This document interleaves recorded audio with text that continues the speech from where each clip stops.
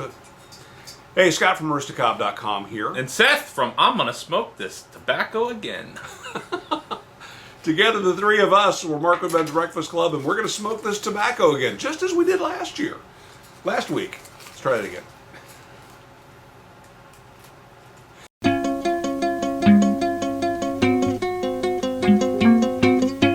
Hey, Scott from Aristocob.com here. And Seth from theshrinkingpastor.com. And he's not going to edit that out.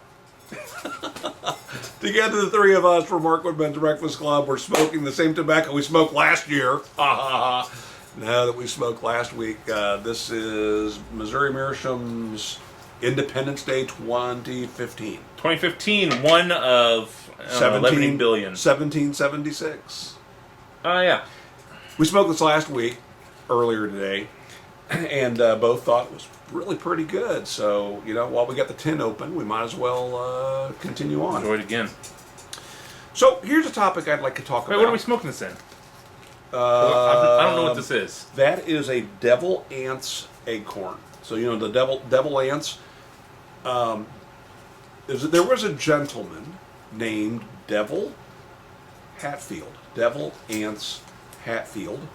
You've heard of the Hatfields and the McCoys. So he was the patriarch of the Hatfield family. Yep. And this is kind of the style of pipe that he smoked, which was kind of smoked by Kevin Costner in the miniseries that they did, the Hatfields and the McCoys. And Missouri Meerschaum did two versions of the Devil Anse. This one right here, which is a cutty. This one has a flat bottom with their new old logo. Yeah. That one comes to a point, and so since there is no bottom on it, they put the new old logo right there on the wooden shank, which I think is really cool. Well done, Missouri Meerschaum. You want to get yours up in here? Show yours Nah, off? I'm good. No? It's like that, but with a flat bottom. I really like these, and I've been smoking it quite a bit in the car. It's a great little 20-minute smoke to just get me home. So this will time us today, right? Maybe we'll be done before that? No, unlikely. Very rarely am I done smoking before we're done talking. Yeah. Because a lot of the time we're not actually smoking, talking. You're not talking in the car, So probably. they have a slight forward cant, which I thought was going to drive me nuts. Turns out, I'm okay with it. Yeah. It's sort of like, that pipe, that little clay pipe has that little forward tilt. Cutty pipes typically do. I mean, it's going to suffer from... This is not a pipe you're going to want to set down. Mine is. Unless you have a place for it. Mine is. Yeah? Is it? Does it? How's it sit? Nice, okay. No, don't. Yours doesn't. Yours would take one of those little leather. Oh, what? It's fine if you got a crack in your table. It's a good crack pipe. Wait. Nope. Nope. Nope. Someone should definitely edit that out. Yeah, before the FDA gets involved, huh? All right, so here's a topic I want to talk about. It's been a couple weeks. I wish these videos were more timely. They can't be. But I wanted to talk a little bit about a video that came out in 3 parts by Muttnchop Piper. Why don't we just screw this, destroy the continuity and show this one this week? Okay, we're going to show this video this week, and then this week's video we're going to show next week. It'll make sense to you if you watch both episodes. So last week, a gentleman here on YouTube named Muttnchop Piper, Chris, posted a video on the topic of corncob pipes. And throughout the course of this video, he talked about how he does have a couple corncob pipes in his stable. He likes the way they smoke. It's a pipe that he recommends. However, he took a position that many of us corncobaholics took exception to, and that is that corncob pipes are not the right pipe to start someone on. His thought was you should buy a basket briar, a cheap no-name briar that you don't really care about, and that with that you'll learn all the things you'll need to know to be a good pipe smoker, because keeping a briar burning properly and getting a good smoke from a briar is more difficult than a cob. So his thought is that that exercise will make you a better smoker, that if you can master the briar, then you could put tobacco in a corn cob and enjoy the heck out of it. I get what he's saying. Sure. Sink or swim. At the same time, I'm of the opinion of, why would you go through all that? I'm a maker. I'm a YouTube guy that likes to go and watch a video and learn how to do something and then do it. Right. And so if I can get a decent smoke from a corncob pipe, it's like I can drive an automatic, or I can learn to drive a stick. Where's the automatic, by the way? I do drive a manual. But that's not my point. My point is, I and several people, some more passionate than me, took exception to that, as well as a couple other comments. Well, his comment just exploded. And it was obvious from his, not only his comments in return, but his fans that started to then comment, that it was getting out of line, right? Right. So he posted a follow-up video to that and said, look, I meant nothing by it. It's my opinion. Okay? If you disagree with it, then knock yourself out. But I didn't mean to offend anybody. And he kind of pulled back a little bit on some of the comments that he made because, clearly people that are passionate about cobs felt otherwise. Right. He then took both of those videos down, posted a third video. His third video probably, ideally, would have been the first and only video he would have posted, right? So he took all the feedback he got, all the information that he gleaned from doing obviously did some additional research, and took a different approach, and the comments are much, much better, although there's still some people that have kind of been negative now about it, and I wish we hadn't done that. But what I want to talk about is restoration.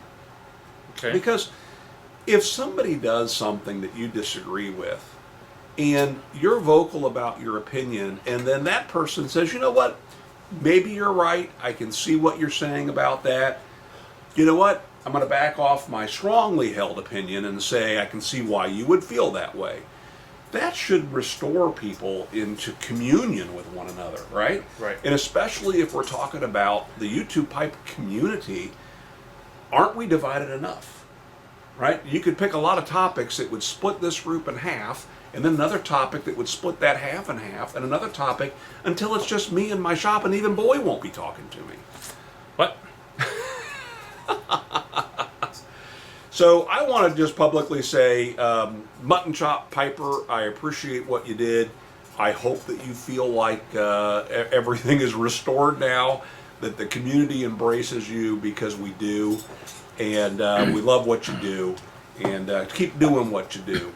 And, don't back off on your opinion. It is your opinion, and you don't have to say or clarify that, hey, this is just my opinion, because we get it. We get it, all right? And for those of you who feel like you still need to be trolls about that, please stop. Please stop, okay? He's done what he could. And, there are some people that aren't going to give up their briars and smoke cobs exclusively. Why would we expect that? And it's absolutely okay. Yeah. So, I don't know. This is news to Boy, because he doesn't follow what's going on here in the YouTube pipe community quite so much. I mean, do you have any thoughts? Well, one of the things you said initially reminded me of the F. Scott Fitzgerald quote that I was looking up. The test of a first-rate intelligence is the ability to hold two opposed ideas in the mind at the same time and still retain the ability to function. Now, I think that is at the heart of a lot of the possible solutions to internet trolling. And is that it is hard. It's hard, especially with everything. We live in a very emotionally and verbally combative society right now, with the anonymity and the distance that internet brings. It makes it even easier to say things, nasty things, mean things to people, That you would never say to their face. Or you might. There are people. You might, in part because of how desensitizing it can be. Right? That maybe 10 years ago you never would have said to someone's face. Now you would say to their face. And so, I think that a lot of problems could be solved if we were willing to open up our minds to the opposing viewpoint, and try to see and recognize that the same concerns, the same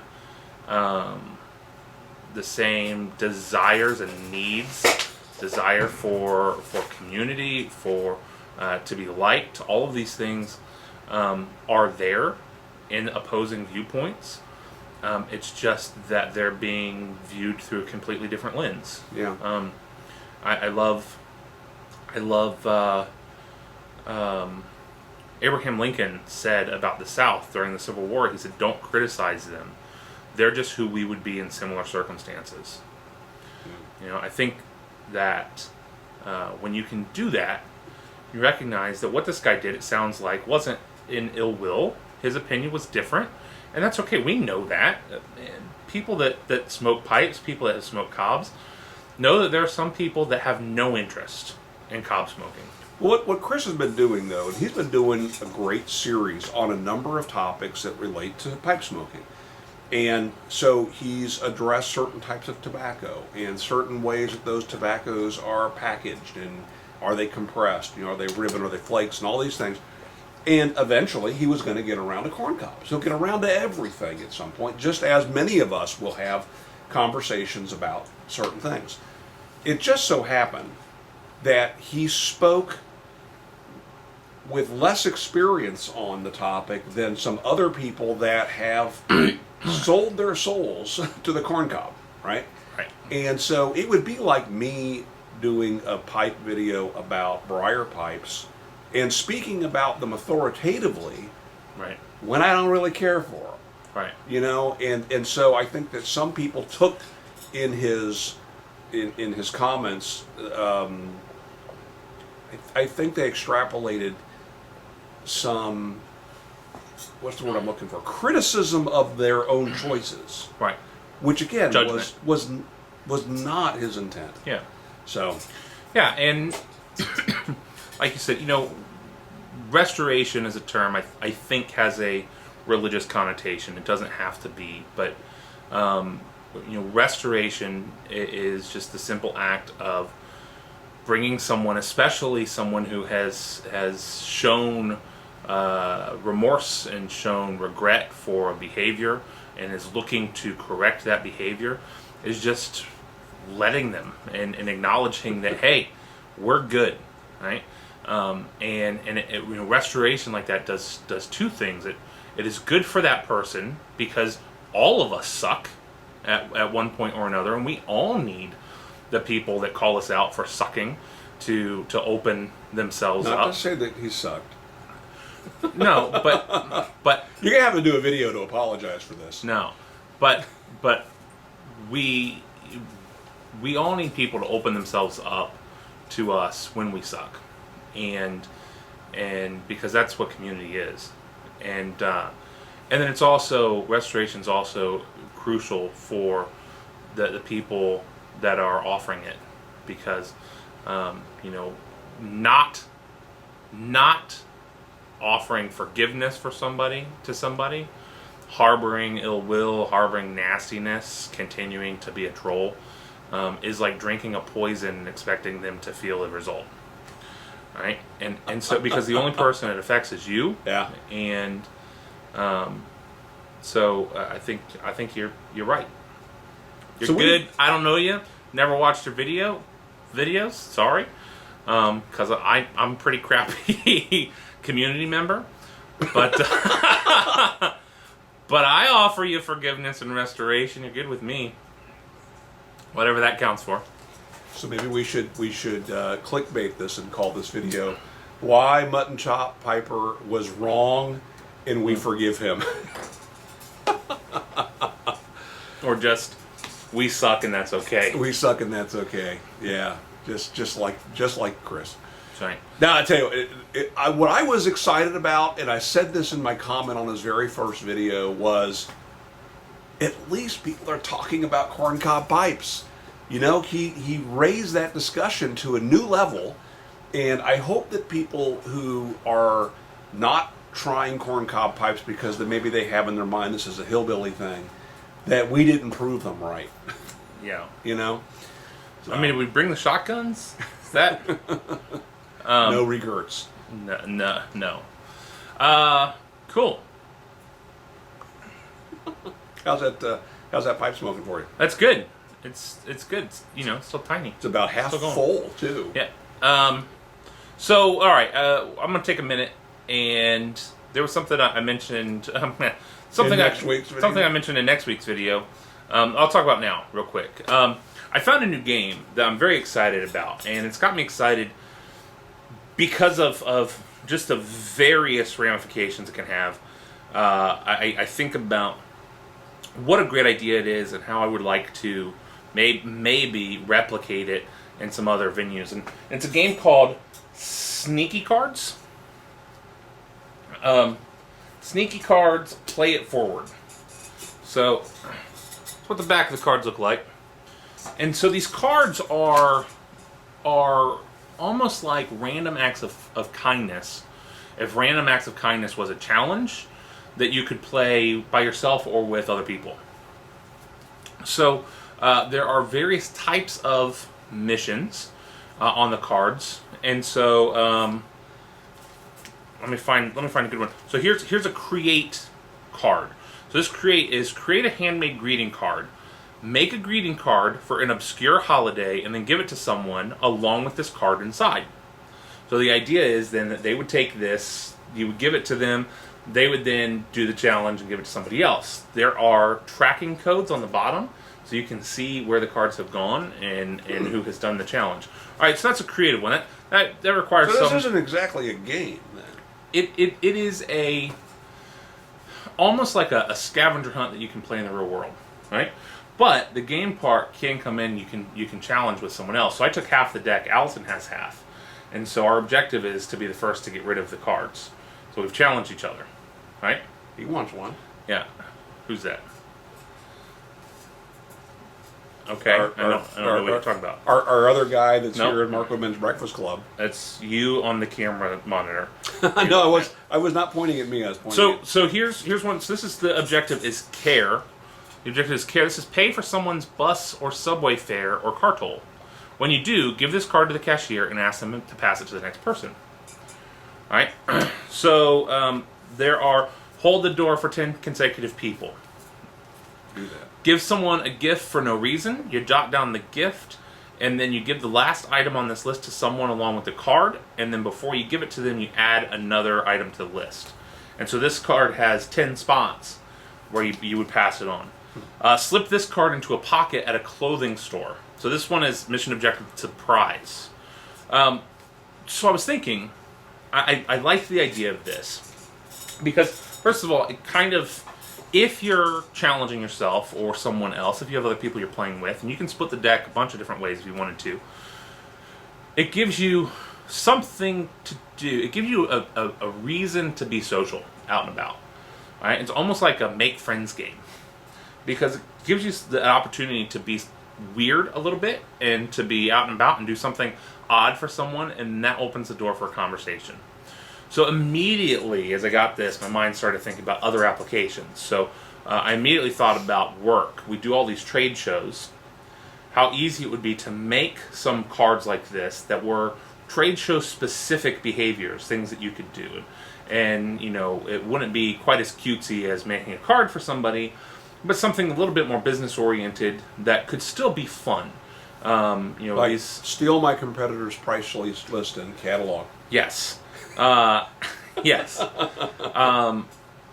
Our competitor at one of our shows came over and messed with some of our stuff before we got there. And so I really wanted to go I really wanted to go over and put the for rectal use only stickers all over their product. But no, you just put it on his back. Yeah, but I didn't do that. So then just on the way over here, actually, as I was thinking about these cards, I was thinking about pipe shows.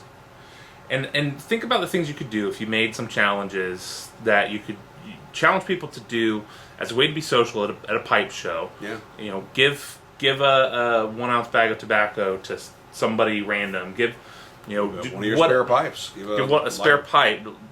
Yeah. It doesn't all have to be giving things. Offer to light someone's pipe for them. Yes. Yeah. I mean, No. weird things like that. But we've talked time and again about how inaccessible some of the pipe shows can be for new pipers. You're right. For new smokers, for the younger generation, right? Because the pipe shows themselves are not doing things to make it accessible. College kids, just over, millennials, you give them a challenge, you give them something to do. There's another component. It encourages them, just on the face of it, to learn things, to find things out, to kind of break the ice with some of the people that are already there that know better than them.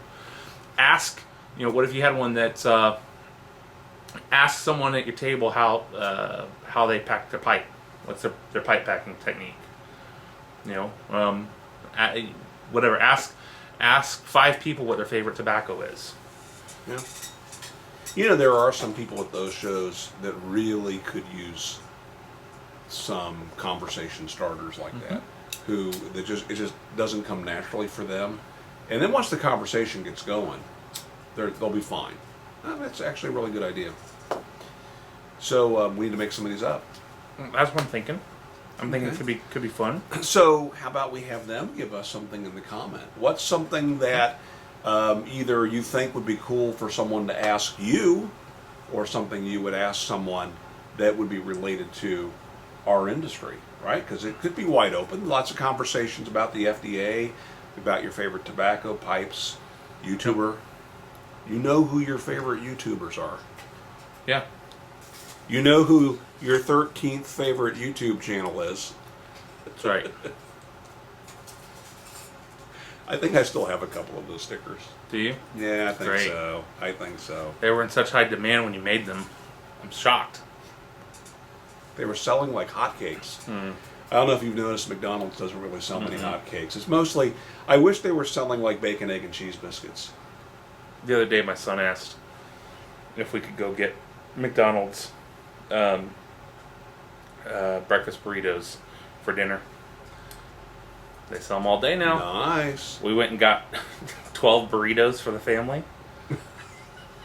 Had breakfast burritos for dinner. It was awesome. I like that kid. Yeah, me too. It's pretty good. All right. Seriously, I'd love to hear that. Put something in the comment below, a conversation starter that you would either ask or would like someone to ask you at an upcoming pipe show. And we'll do something with that. There you go. And if you haven't yet, if you like these videos, subscribe. Give it a thumbs up if you've enjoyed it. Give it a thumbs down if you didn't. Yes. And let us know why or why not. Hey, I still like this tobacco. I really would have liked it a couple years from now, I'm sure, but it won't make it that long.